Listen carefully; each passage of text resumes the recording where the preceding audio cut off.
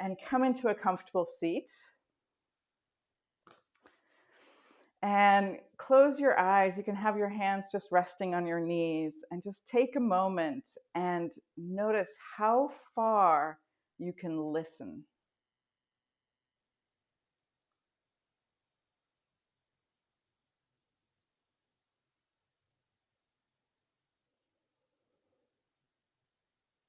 Beautiful. And then start to allow your breath to help soften your shoulders down, lift your heart up, root down, feeling your sit bones on the ground. And bring your hands together in prayer. Your palms are pushing together, your thumbs on your breastbone, your elbows relaxed and heavy. Now imagine right on the crown of your head, on the very top, there's an invisible golden thread that goes up to the heavens. And feel, if you can feel its tug, it's tugging you a little bit higher, sitting more upright.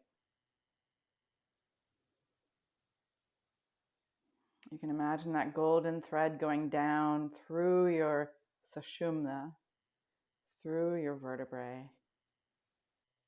all the way down to your root lock and the earth.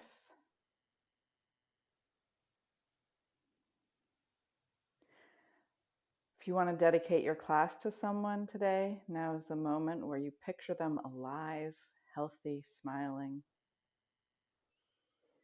It can be someone who needs some love or healing, or it can be someone who just passed away recently, especially. Our prayer and celebration of them can be a gift on their path.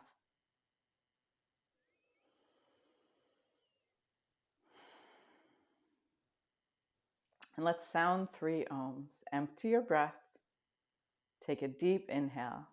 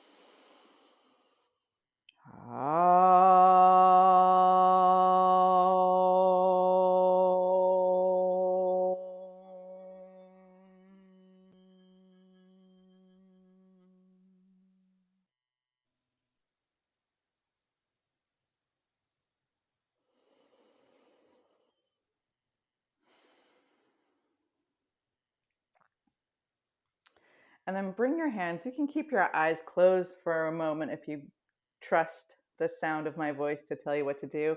Bring your hands to your face and pretend your fingertips are like making raindrops on your face, little pitter patter, and just tap all over your face.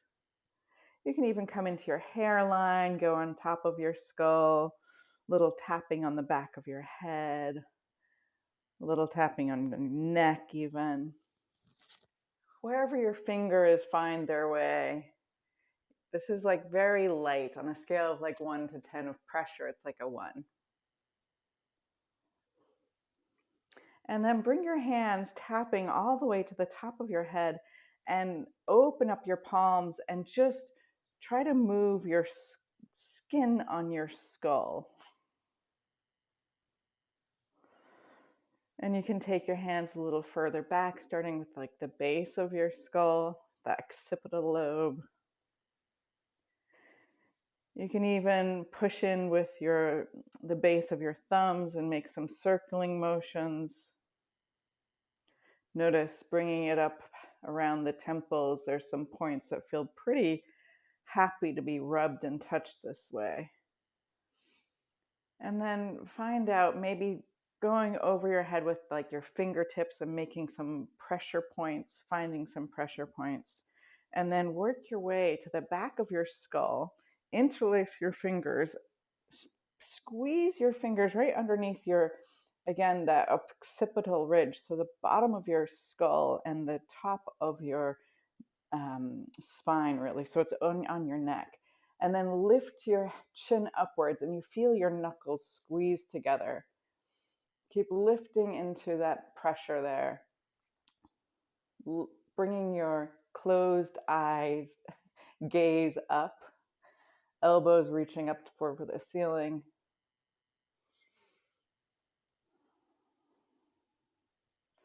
And then with your exhale, relax to uprightness. You can open your eyes and take your hands to your heart. Take one over the other and just push your hands in towards your chest and take a moment just to feel, even through your sweater or sweatshirt, if your hands there are warming your heart. Lift your heart a little bit up towards your hands. Then, keeping that pressure, you're going to very subtly pull your hands down and lift your chin straight up, stick your tongue out, wag your tongue side to side like you're some cosmic metronome. And then for 5, 4, 3, 2, and then bring your chin down, turn your chin to your right shoulder, look up a little bit, so lift it slightly, feel a stretch in your neck, still pushing in towards your chest. And try to push your lower jaw forward and then purse your lips.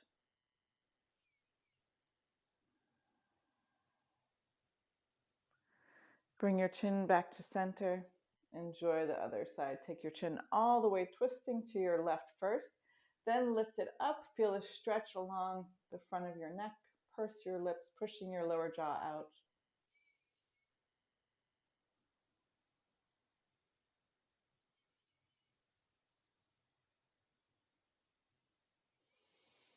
And then return to center and stretch your legs out.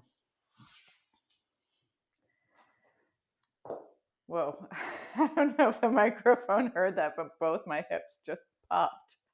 Oh, so dramatic. So whether you had a dramatic entry into this pose or not, you might just soften your knees, especially if your hamstrings are tight. You can even put your hands underneath your knees a little bit if that's an option for you.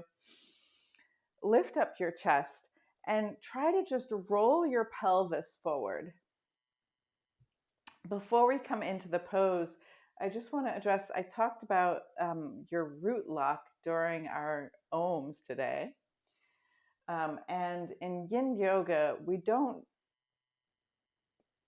pay as much attention to our root lock as we do during a vinyasa, as activating the root lock as part of the grand lock when you're moving. But you want to imagine that you're slightly engaging your mula bandha, your root lock. And one of the ways to do that is feeling as you roll your pelvis forward, whether you're male or female, you can just pull this tension as if you're pulling your femur bones closer towards you with that spot right in between the things you can name. So just feeling if you can engage that just enough that like you lift it just a feather's width away from the floor.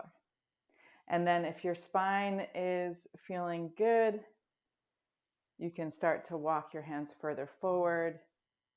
You can even maybe just lay on the ground. Just come to the place where your body goes today, and there, soften. Maybe your elbows drop, maybe they don't. Maybe your chin just comes to your chest. And feel what it feels like to breathe in this pose today.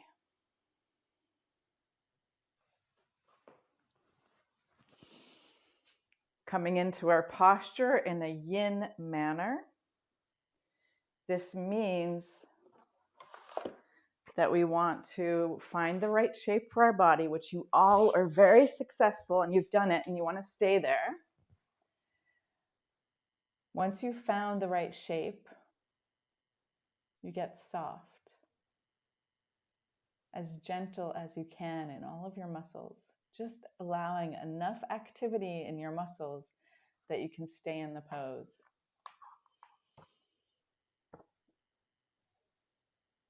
And then making this commitment to stay throughout the posture in stillness, softness, and gentleness. And this commitment, I'm never really asking, never more than 10 minutes, but mostly it's usually around 5-ish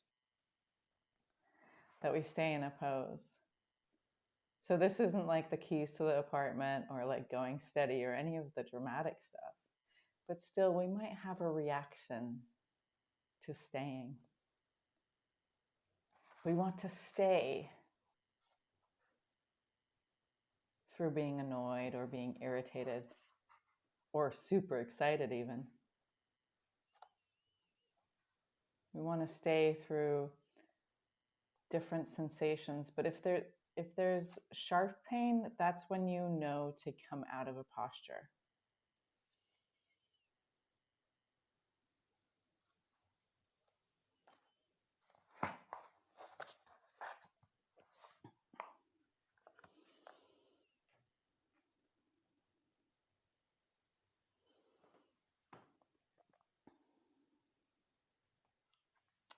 Today I'm reading a poem by my late friend Joanna Nealon.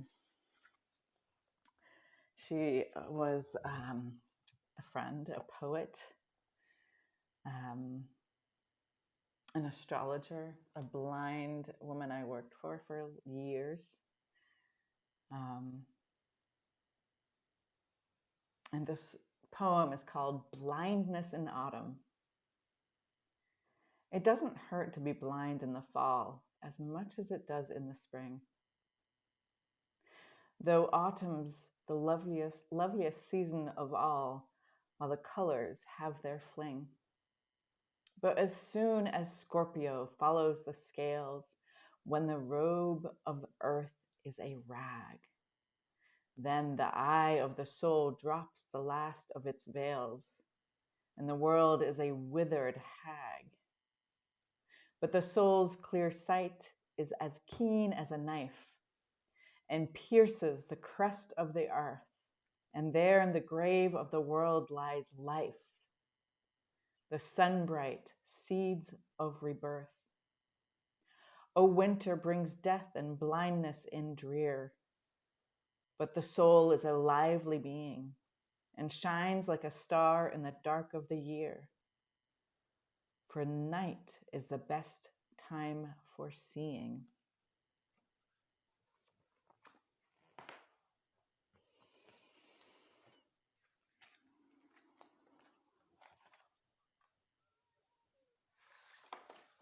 See if you can soften towards the intensity of this pose.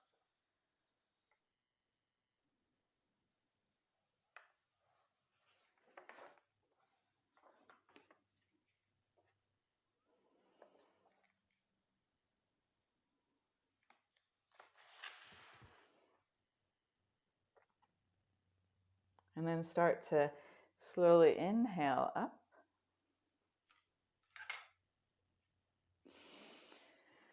And walk.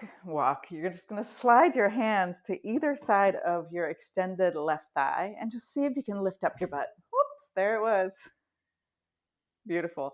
Now try the other side. Maybe it's easier, maybe it's harder. Wonderful.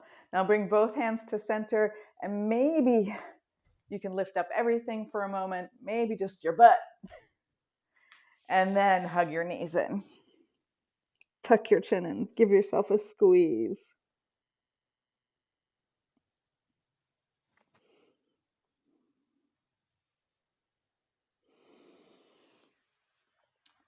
Lift up your head, and then you're going to drop your left knee to the ground and just stretch your right leg behind you. You might have to adjust and move your left knee more to the left, and you might find that your butt isn't quite on the ground when you square your hips.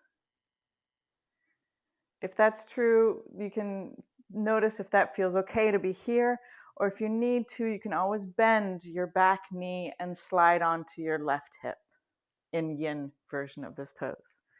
Now inhale, lift up your heart and start to walk your hands forward, draping over your left bent knee.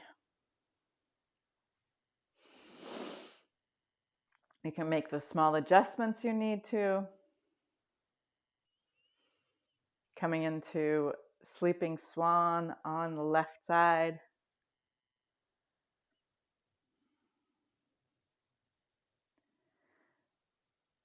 See what makes sense for you, reaching both your hands forward or folding your arms and making your forearms a pillow.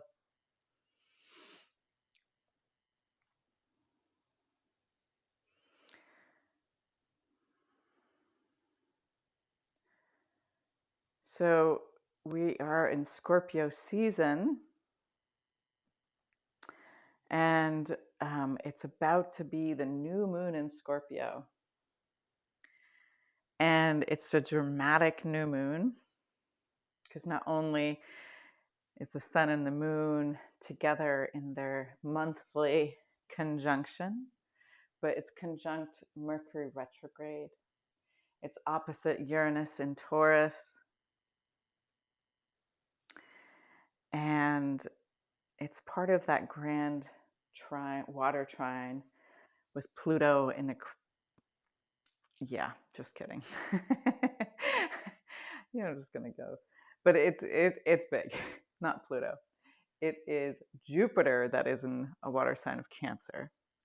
And it is Saturn and Neptune that are in the water sign of Pisces, while the sun and the moon are in the water sign of Scorpio.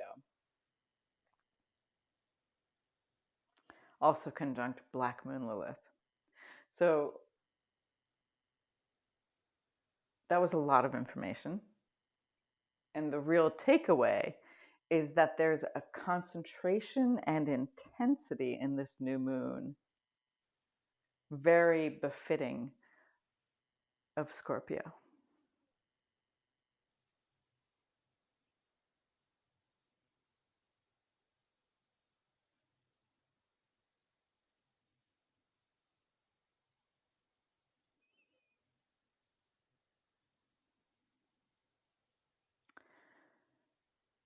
As the sun moves through the cycle of the year and moves from one sign to the other, no matter what variation of astrology you follow,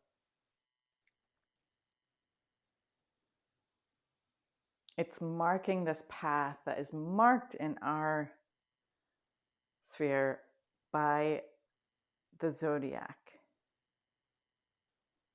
the 12 signs.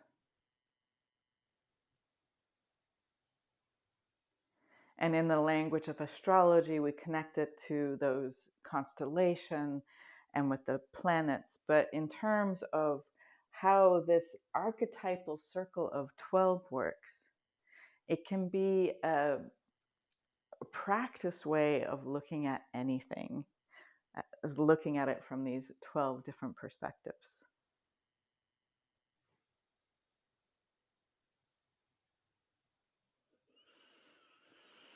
But when the topic comes to Scorpio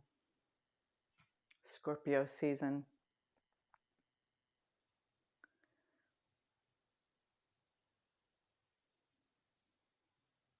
there often is this connection to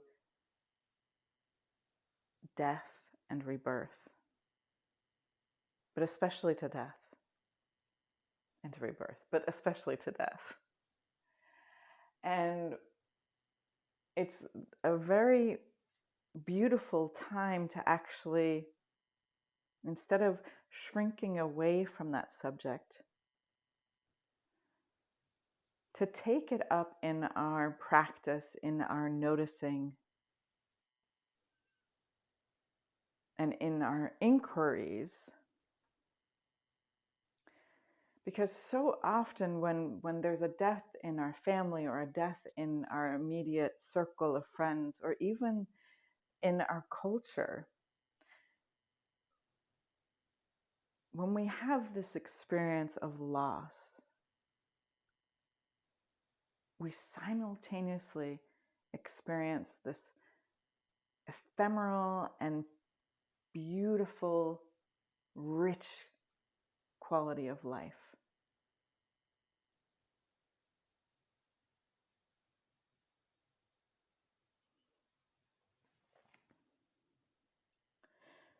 Now with your inhale, start to walk your hands back towards your left knee.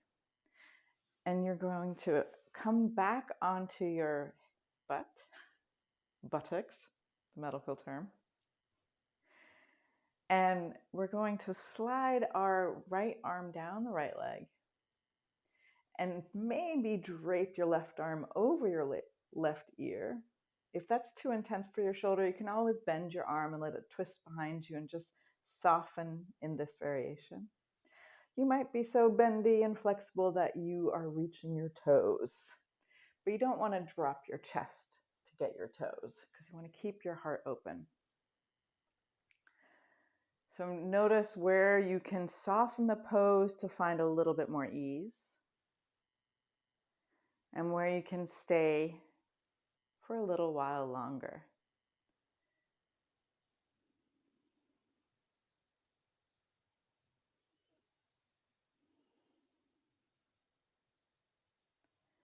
It's become very taboo in our culture to talk about death, or in many elements of our culture. Maybe not with you and me. But this isn't, I remember I had an encounter where I said about somebody, I kind of made a joke. I made a joke about someone dying. Okay, maybe not that funny. God, granted. But it was an elderly person, and we know that nobody gets out of this alive. And someone close to me was like, oh, they got really upset because there was a child who heard me. And I thought about this, how often we won't talk about death. Now, of course, I'm not condoning that you tell everything that happens to a child, but that death is actually part of our stories and part of our way of knowing the world shouldn't be shielded.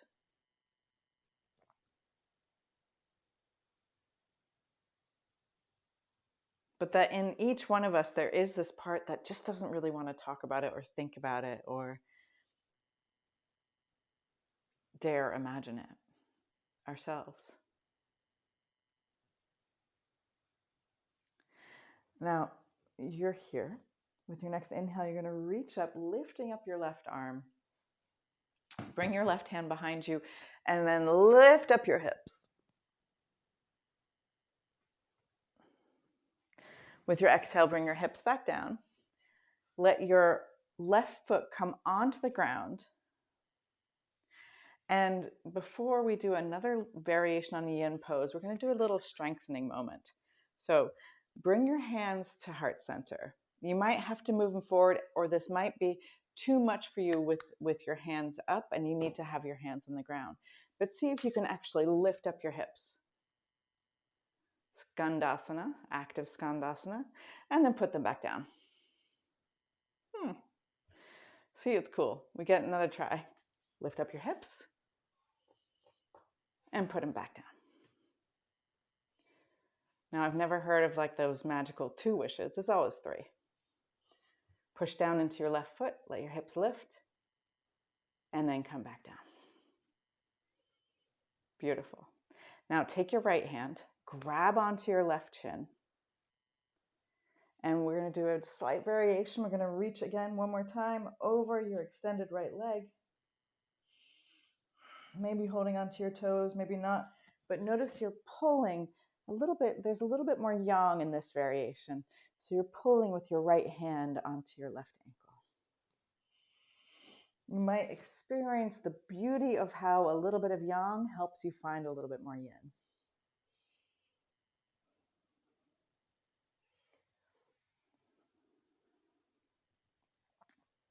We're not going to stay here for 5 minutes, so don't get preoccupied, but enjoy it fully. Allow your breath to move.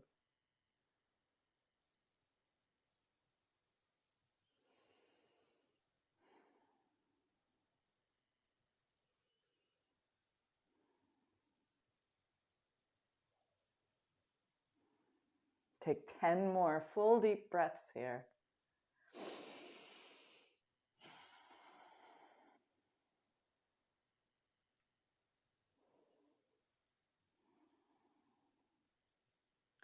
Both birth and death have been taken so far away out of the household in so many different ways in the past 100 years. Maybe you weren't even born at home. Okay, inhale, lift up.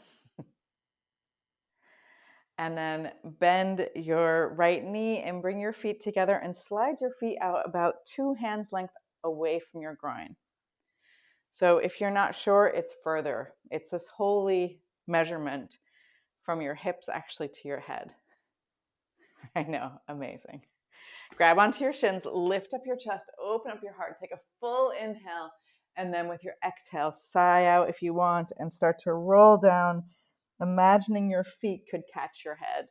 So maybe your chin's coming towards your chest, maybe your feet are catching your head, but somewhere in between, see that you can invite a little bit more gentleness back into your body.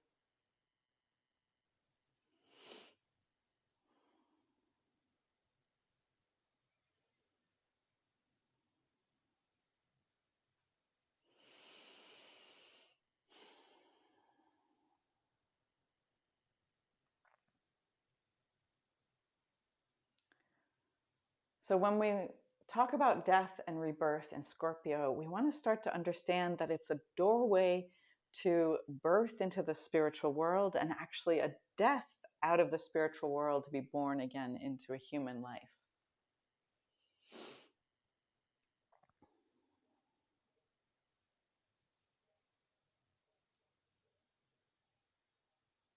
That from one side of this threshold to the other, there is profound transformation.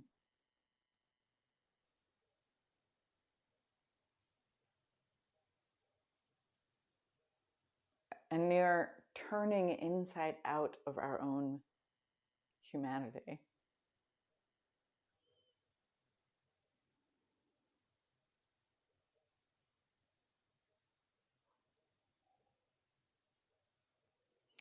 And that this gesture of,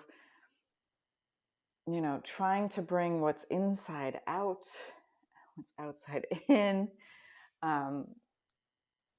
these transitions aren't just true for the gateway of birth and death, but they're also this beautiful liminal space in between what is alive on our interior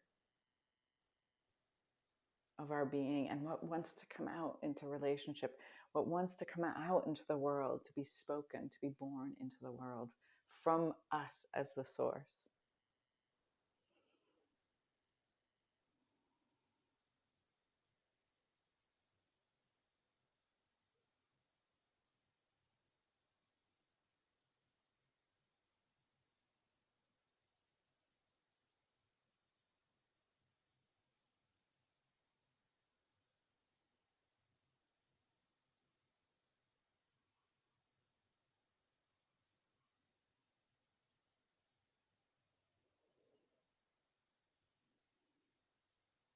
This transition is so important and so significant that every day we actually go through an echo of this experience. When we lie down to sleep, our consciousness dies to the world around us. We find ourselves within dreams.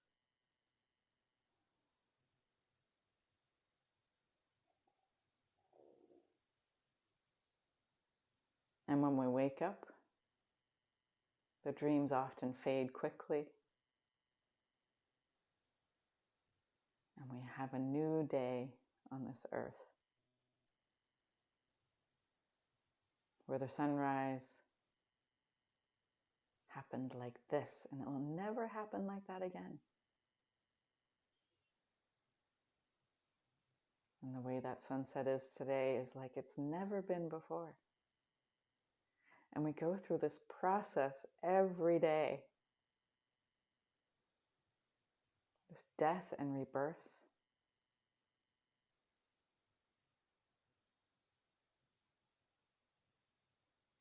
And then slowly start to roll up. And we're going to move our right knee to the right and stretch our left leg out, making the adjustments you need to. So you can point your left toes back. You can check that you can balance on your hips, that your hips are forward. If you need to, you can take your left knee, take it more out, sorry, your other left knee, that's your right one. Take your right knee more to the right of your right hip. So you're sitting down towards your right buttocks.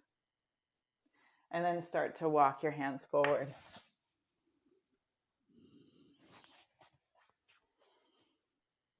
See where you can soften.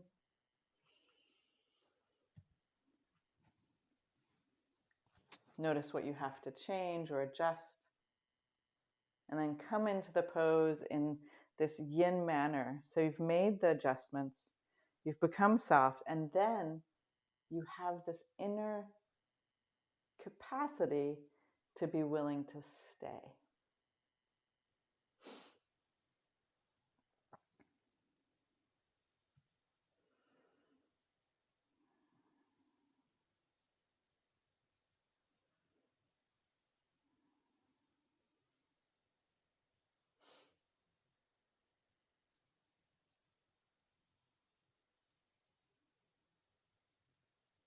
Now, for a lot of us, there's still so much mystery about what happens when we are actually asleep. And of course, of course, there's a mystery on two sides. When we're asleep to the world, like in our house, we don't necessarily know what's going on in our house or around.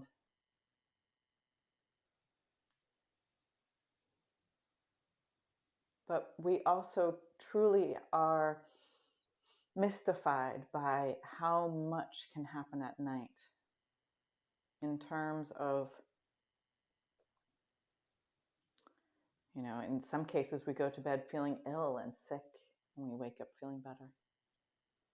In other cases, we may struggle to find sleep because we're perseverating and fixating on a problem, an idea, and sometimes we wake up and it's just not a problem anymore, or we've found a solution or a way of approaching it. There's something that happens in our sleep that is beyond our capacity to know. But just like when looking out to the stars or looking backwards in time, we actually know way more than materialistic or conventional science is ready to include.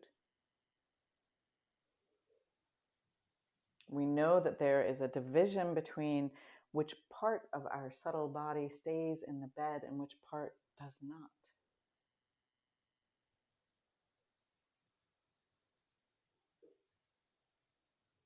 We may even understand how that there are parts of us that belong to the non-physical world more fully than even we belong to a family.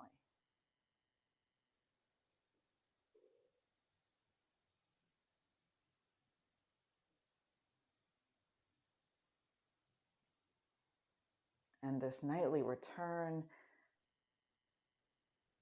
keeps us in relationship with that part of us.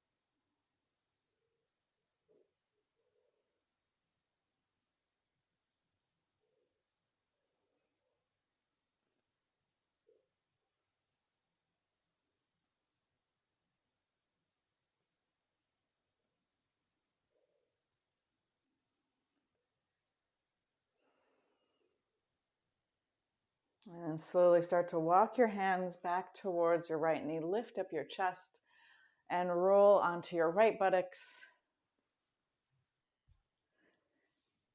And then we're going to reach our left hand down our left thigh. Maybe we can bend our elbow and catch our head. You might find that even putting a pillow underneath your elbow makes it so you can catch your head. That's allowed. And then see how it feels today. Reach your right arm up like you've got an important question, and then turn your palm towards the earth and drape your palm, your hand, your arm over your head. See if it's there for you today to touch your toes or not, to hang out there. Wherever your body is, where the interesting things are right at the edge between too much and not enough. You can even say that spot is so holy. It's been a critical part of our evolution, of our planetary evolution.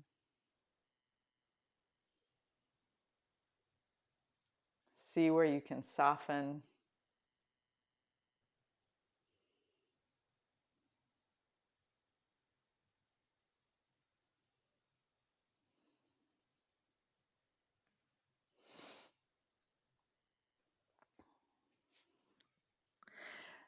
There's for ever, ever since we've been recording things, the body and the zodiac have been actually tied together. Maybe you've seen some of these old drawings from like 16th century, even older, like 12, 1300s, somewhere around there. But you see the body just with all the different zodiac signs with the corresponding body parts that they go to. And the glyph for Scorpio always is about the reproductive capacity. That's not supposed to sound cold and technical, but it's just both sex organs, reproductiveness. All right, start to lift up. Bring your right hand behind you. Sweep your left arm up to the stars. Let it stretch your whole body long. And then with your exhale, bring your hips down. Step your right foot onto the ground. You might even slide it a little bit so your toes are pointing about 45 degrees. And then take your left hand, hold on to your right ankle, and then stretch into Skandasana. Oh, wait a second. I heard you. We want to do this little strengthening exercise first. Now, try it out. You want to think about pushing down with your right foot. So you like you're standing up with your right leg. That's where the effort is. That's where the exercise is. I think we did it 3 times on the other side. I just did it boom, boom, boom. But if you haven't done 3 yet, try 2 more, 1 more. Beautiful. In these small little moments, it's like a practice of like being able to stand up again. Yeah, great. Now back to our interrupted program. Bring your left hand to your right ankle and then stretch your right arm towards your left toes. Allow your breath to help you feel, to help you release. Breathe into this shape.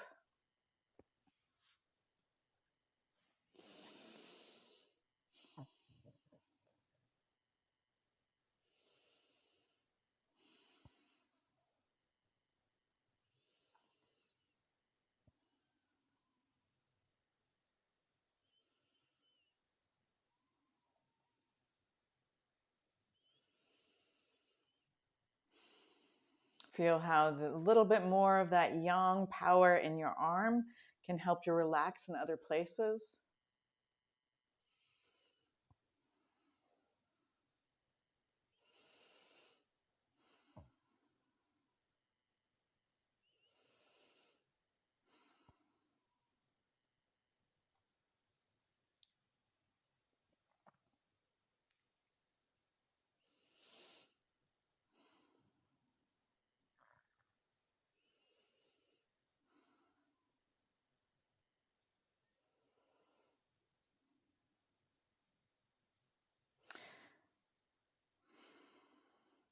And then inhale up. And you're going to bend your left knee, come onto your hands and knees, and then walk your feet back and come into plank. Don't worry, I know that this is a yin class, but we're talking about Scorpio here, so it's got to be a little bit intense. So push back with your heels, pull your belly up. If this is too much, you can drop your knees down to the ground. You can even keep your legs strong and lift your butt up a little higher so your abdominals are accessible. But keep your chest reaching forward, puff up in between your shoulder blades, push the ground away.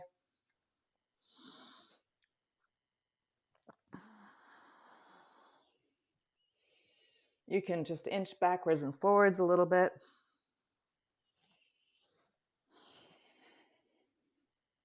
For 5, 4, 3, 3, 3. Oh, kidding. 2, 1. Okay, slowly lower down to the ground. Slide your thumbs a little bit back and then lift up, stretching your toes back, and then slide your elbows forward. So it was a different way to come into Sphinx. We really efforted into it, so you might feel a little bit more openness in your chest and your ribs.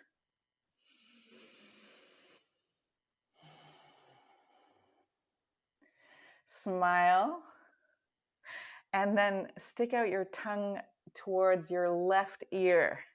So you want to be looking straight forward. I'm just going to show you. Smile, and then you stick out your tongue. As if it could reach your ear.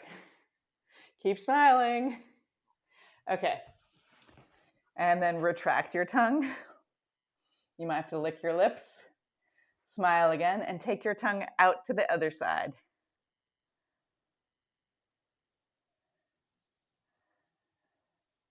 And then retract your tongue. And then re-smile. And start to reach your tongue up to your nose while smiling.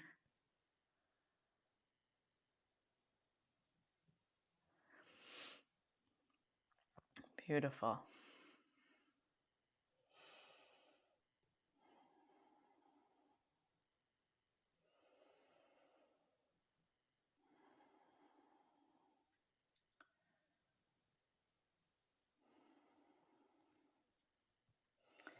So all the water signs, we can think of the Grand Trine right now. But all of the water signs have to do with endings. Again, we're much, much more comfortable talking about starting things, initiating. But what is it? Where do we find what happens when things are ending? When something has come to its time.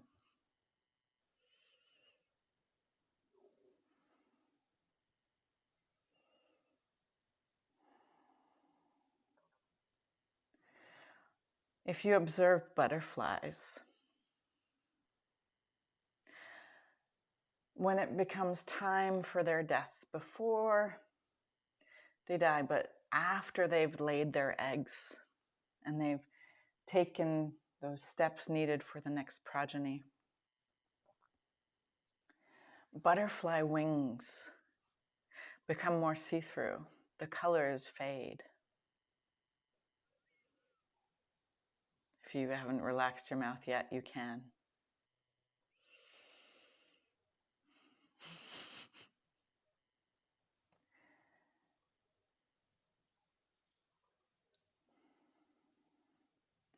Other things that age, they become old, they become brittle. So they lose water and the flexibility starts to leave the physical body.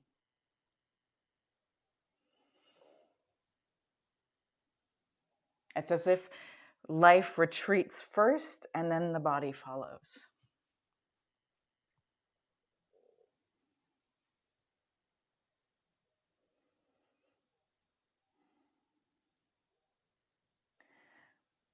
We get educated in this every season, just like we get educated in this death process just a little bit every time we go to sleep. But in the northern hemisphere here, if we look outside,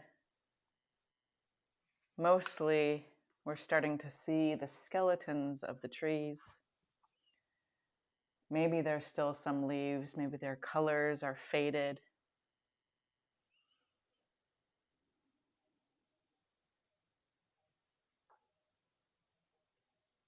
But there is a profound stillness that settles onto the surface of things.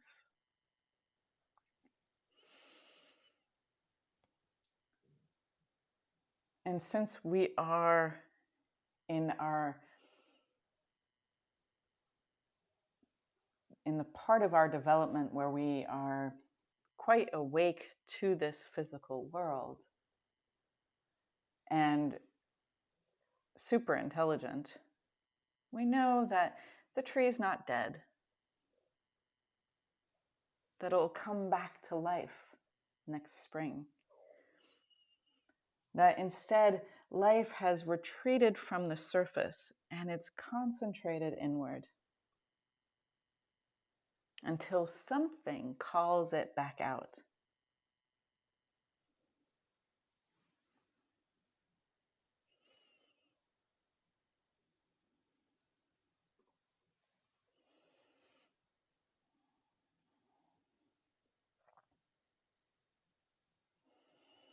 We think about the water signs that they are ending something.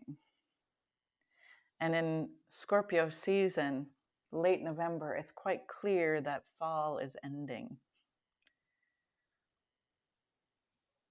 Now slowly lower yourself down to the ground, and you're going to slide your hands shoulder height and out at least one hand's width. And we're going to do a couple oscillating cobras. So with your forehead on the ground, inhale and start to lift up your chest. And then with your exhale, come back down. Inhale, lift up your chest. Maybe a little further. Exhale, come back down. Do 2 or 3 more oscillating cobras.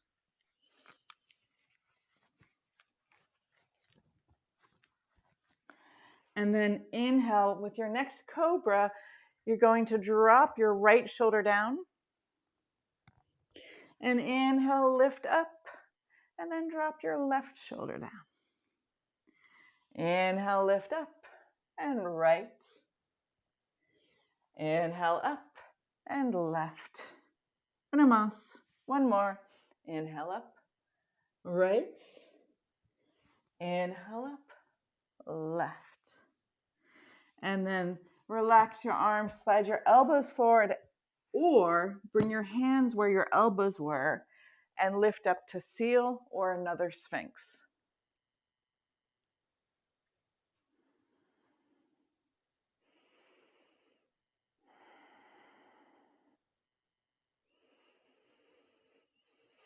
So it is during, right at the end of Cancer season, that summer really starts. Now, since I know a lot of us live a little bit further north, it doesn't feel like Pisces season in the tropical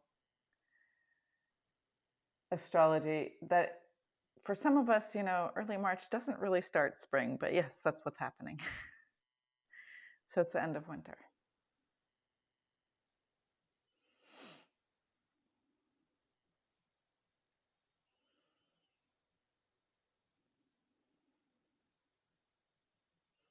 But what other points of ending can we find in the water signs?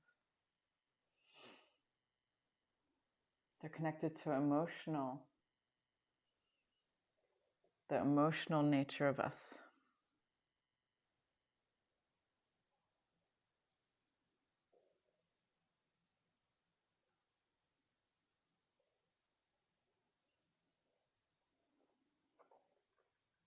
The feeling nature of us.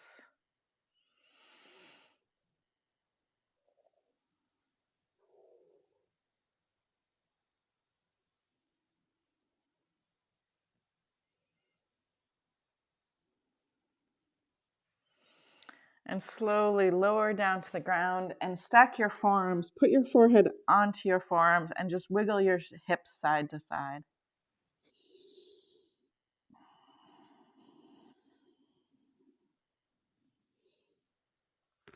Bring your hands underneath your shoulders. Push yourself back into tabletop, and you're going to take your right knee and wiggle it in front of your left knee. And you're going to sit down. Whew, we're going to do a seated twist. Oh my goodness. So you should have your right knee in front of your knee. Feel both your sit bones on the ground. And you're going to stretch your left arm up. And with your exhale, turn to the right. Inhale, lift up. Exhale, twist. We're coming into an active twist.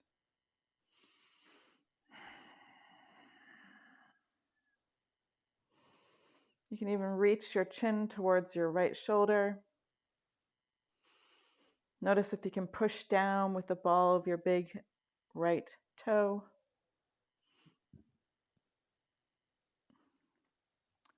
For 5, 4, 3, 2, 1. Unwind and keep going to your left and see that you can actually turn all the way into the other side of the twist by lifting up on your feet again. Yeah. Now, if you didn't trip yourself into the right position, fake it till you make it. So you have your left foot right in front of your right knee. Feel your sit bones, stretch your right arm up, and with your exhale, twist to your left. Pulling your belly in, letting your heart lift. Generally, we like to start the twists at the base of our spine and then focusing on spiraling upwards as we get into the twist. Ultimately, top of your neck spins and you bring your chin to your left shoulder.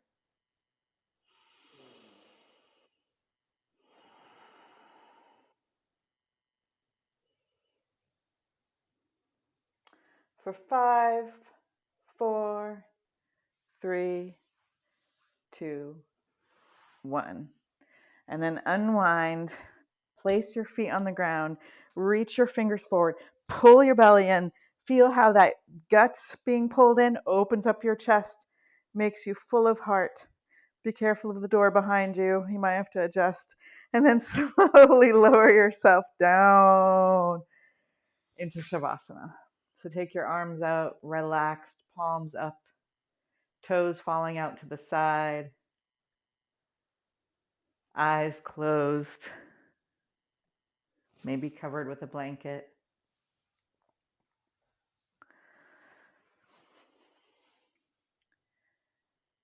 And in your Shavasana, your practice is to stay present here. We're not practicing falling asleep, despite the subject we were talking about today. You're staying present in the stillness of your holy body.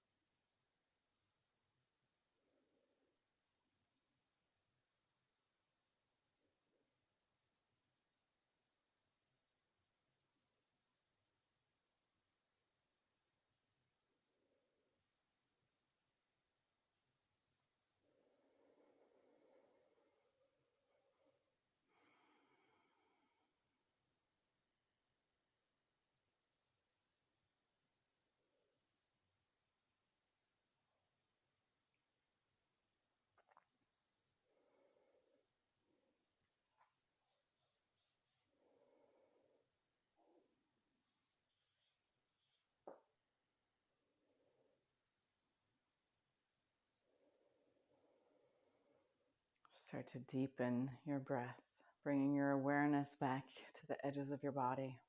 I'm going to read Joanna Nealon's poem one more time, Blindness in Autumn. It doesn't hurt to be blind in the fall as much as it does in spring. Though autumn's the loveliest season of all, while the colors have their fling. But as soon as Scorpio follows the scales, when the robe of earth is a rag, then the eye of the soul drops the last of its veils, and the world is a withered hag. But the soul's clear sight is as keen as a knife and pierces the crust of the earth. And there in the grave of the world lies life, the sunbright seeds of rebirth. O winter brings death and blindness in drearer, but the soul is a lively being and shines like a star in the dark of the year, for night is the best time for seeing. If you haven't sat up yet, stretch your arms up over your head, wiggle yourself long, and with your exhale, roll onto your side, hugging your knees to your chest. And then help yourself up into a comfortable seated position. Allow your hands to meet at heart center. Close your eyes, root down towards the earth. Again, imagine this invisible golden thread up to the stars. Let it lift to your spine long. Picture the person you dedicated your class to, alive and smiling and well. Empty your breath and let's close with one Om. Take a deep inhale.